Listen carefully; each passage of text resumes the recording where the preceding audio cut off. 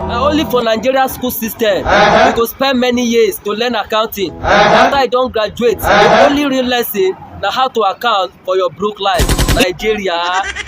Na for Nigeria, person go graduate, carry certificate, frame am for wall as decoration, while im dey hustle barber work for survival.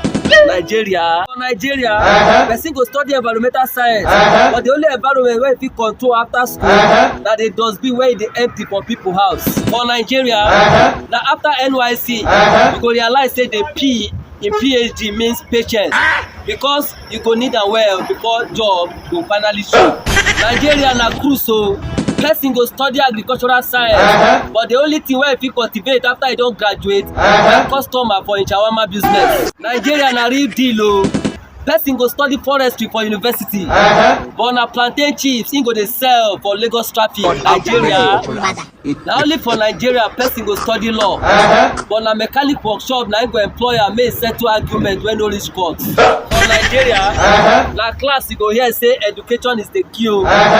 But after graduation, na hustle go tell you say dem don change the padlock. Sharp. I don't take it. That's your problem. Go to sleep. Jesus!